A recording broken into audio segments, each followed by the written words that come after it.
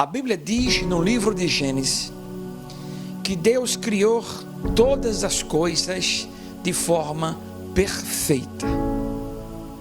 E Ele decidiu criar o homem e formou a mulher.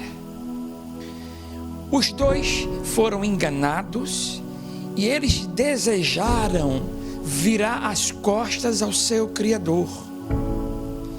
E aí eles foram expulsos da presença de Deus. E quando chegamos no capítulo 6, nós vamos encontrar essa humanidade desviada, depravada, longe da vontade do seu Criador, em completa rebelião com Ele. Assim o escritor descreve como era essa humanidade. No versículo 5 do capítulo 6, o escritor diz que a maldade do homem se havia multiplicado na terra e que era continuamente mal todo o desígnio do seu coração. Então a humanidade estava desviada da presença de Deus. As pessoas não desejavam os planos do seu Criador. Então eles eram rebeldes e pensavam de forma contínua em fazer o mal. E aí o que me chama a atenção é que enquanto o escritor vai descrevendo esse quadro terrível da humanidade desviada do Senhor, e quando chega-se no versículo número 8, o escritor diz: porém, Noé achou graça diante do Senhor. É como se o escritor estivesse narrando o que ele estava vendo naquele momento. A humanidade desviada, depravada, as pessoas detestavam o seu próximo, não amavam a Deus, e de repente o escritor encontra um homem chamado Noé, e aí é como se ele parasse tudo. Peraí, não está tudo perdido. Há um porém ali. Há alguém ali que não está sendo levado pelos outros.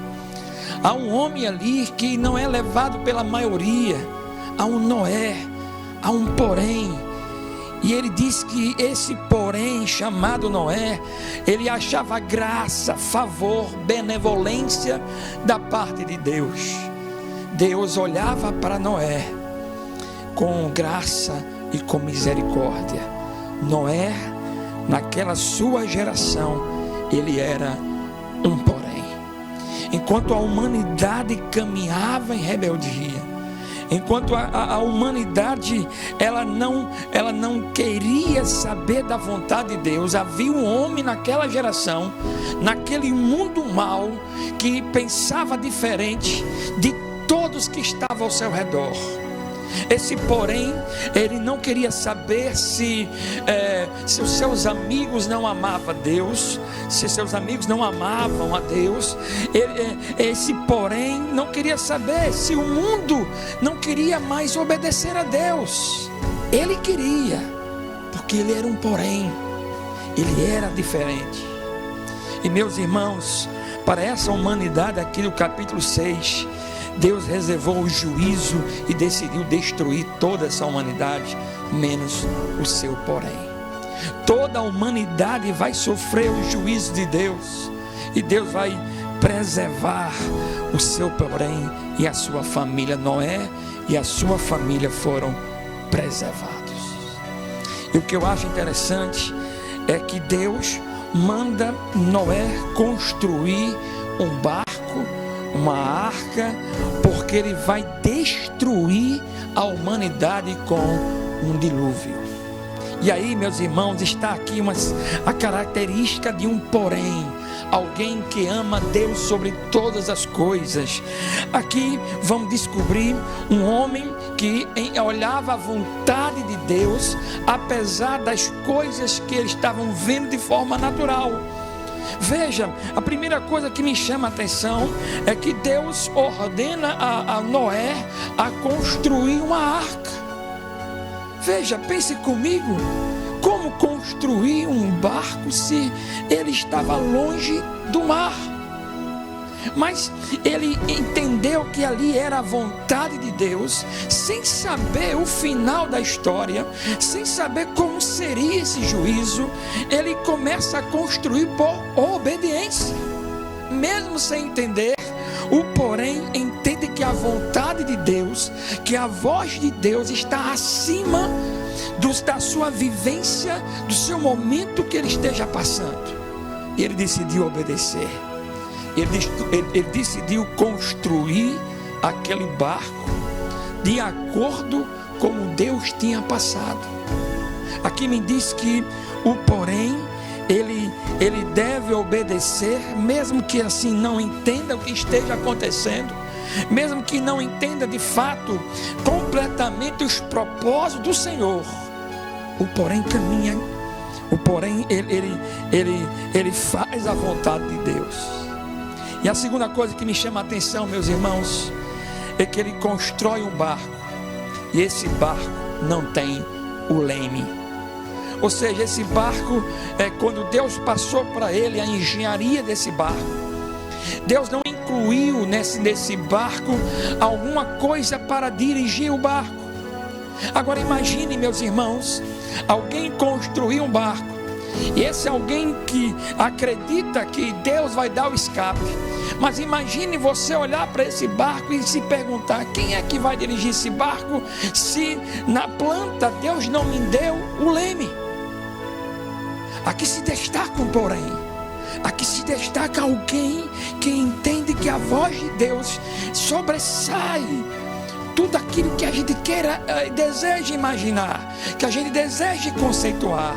O porém entende que mesmo não vendo que o barco está sem o leme, o porém entende que Deus vai guiar esse barco para a sua vontade. Aqui, meus irmãos, eu quero deixar aqui para nós essa palavra.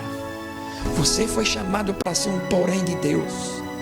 Você foi chamado para essa geração, apesar que essa geração está sofrendo o juízo de Deus, e apesar que nós estamos dentro desse juízo de Deus, você é um porém.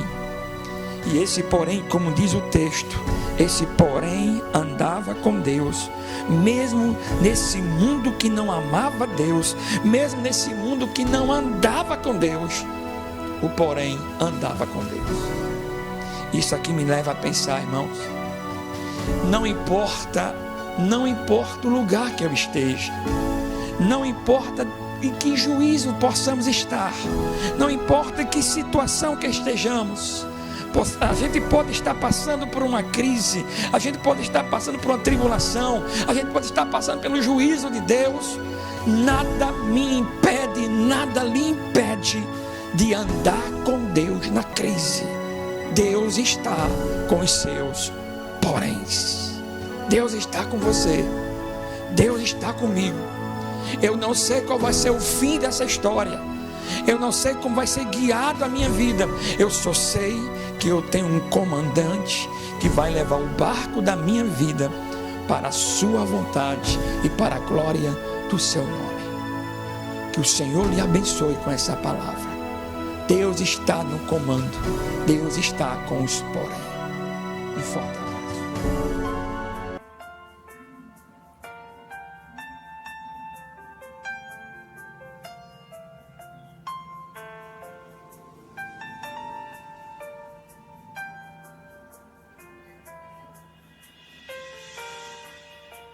Sei que os teus olhos, sempre atentos, permanecem em mim.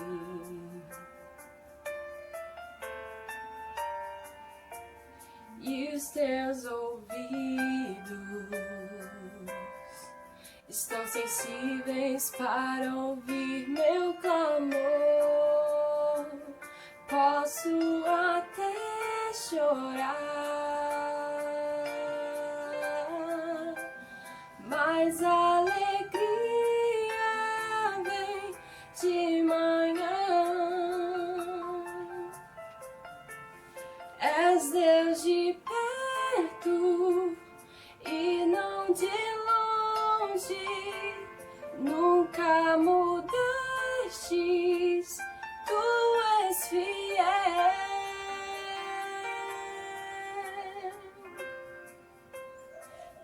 de aliança, Deus de promessas,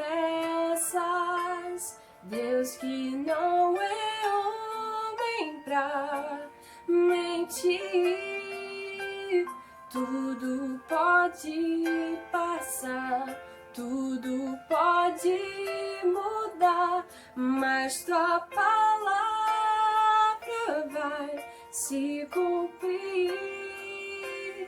Deus de aliança, Deus de promessas, Deus que não é homem pra mentir.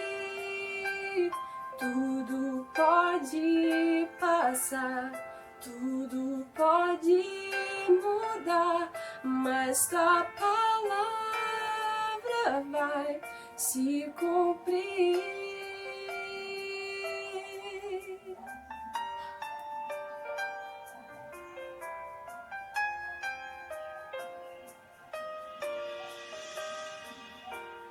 Perto quero estar,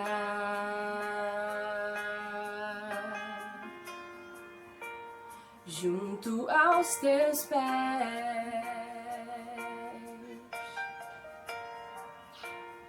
pois prazer maior não há que me render e te adorar. Tudo que há em mim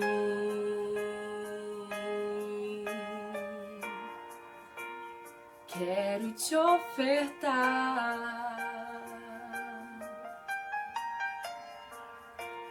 mas ainda é pouco, eu sei, se comparado ao que ganhei. Não sou apenas servo, teu amigo me tornei.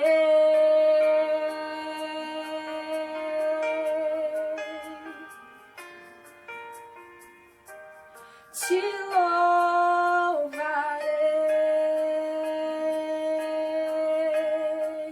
não importam as circunstâncias, adorarei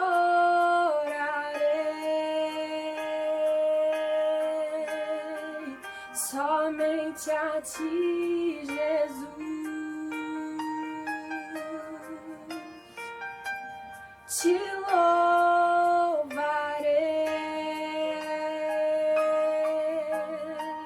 não importam as circunstâncias, adorarei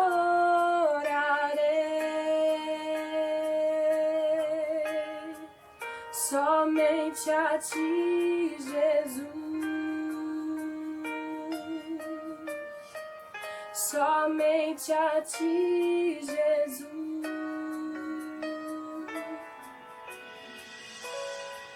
Eu não preciso ser reconhecido por ninguém.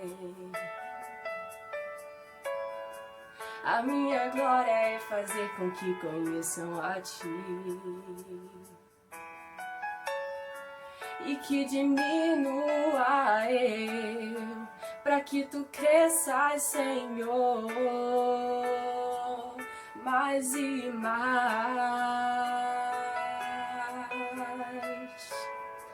E como serafins que cobrem o rosto ante a ti,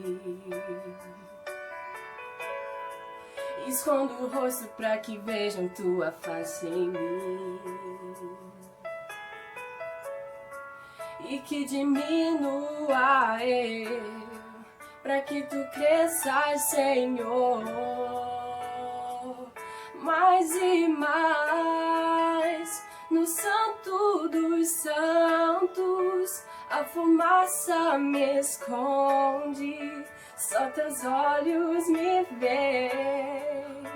Debaixo de tuas asas é o meu abrigo, meu lugar secreto.